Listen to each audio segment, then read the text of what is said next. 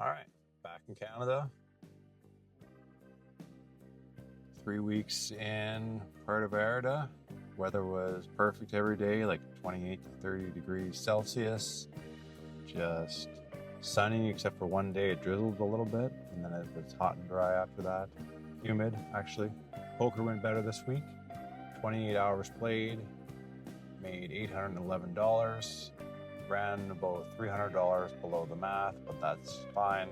That evens out over the long run. Spent about 14 hours on my baseball YouTube, and the video that I made isn't going to be done this week. It's going to be like 23 minutes. I hit my longest baseball video yet, but if it's my best video, it might get me a couple hundred subscribers. It might help my channel get closer to 1,000 subscribers. I'm at 495 right now. That's pretty cool. The weather drop has been crazy. It's been minus 30 here until just last night, and so I get back here, it's actually plus 4. As you can tell from my windows here, it snowed probably about a foot in the 3 weeks that I've been gone. The trip was great.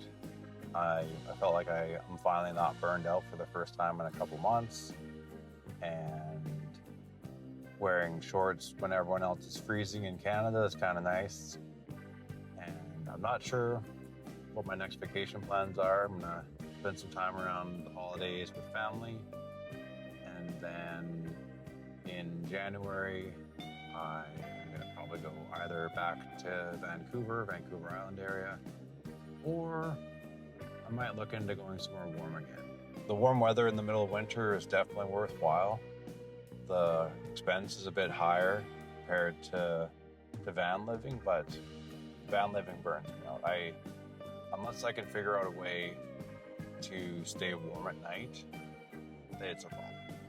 4 to 6 degrees. You sleep until 3 in the morning, 4 in the morning, and your face gets cold, and you wake up. And so I just realized I wasn't really getting restful sleep in October or November. That's why I was so burned out. And sleeping in a place where you can get the temperature to 15 to 18 degrees overnight, I've been sleeping like a baby. My sleep quality has gone from 60 and 70 to 90%.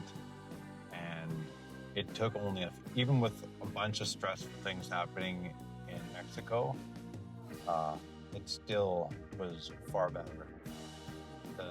The internet towers in the place in Mexico that I was were really slow, and there's Christmas festivities every single day, so this area was way more busy than even in the high tourism season.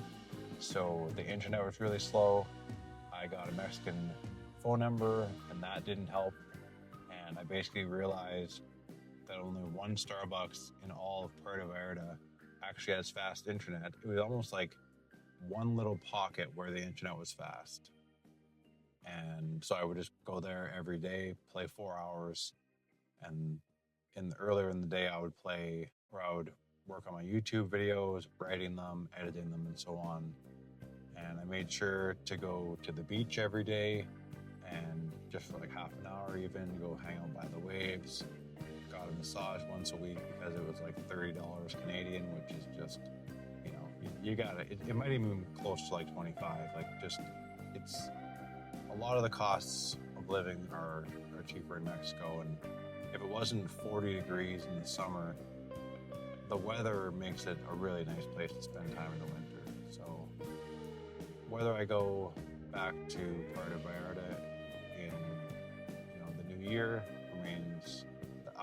It's kind of going to depend on if I get burned out again. If I get burned out again, I think I'm going to make it work, because my food expenses are cheaper there. I'm not paying for gas, and Airbnb wasn't that much more than the gas and food costs in Canada, which is kind of crazy. And yeah, I'm going to throw a bunch of B-roll in this video, just kind of some of the beautiful scenery that I've been able to be around in the last few weeks.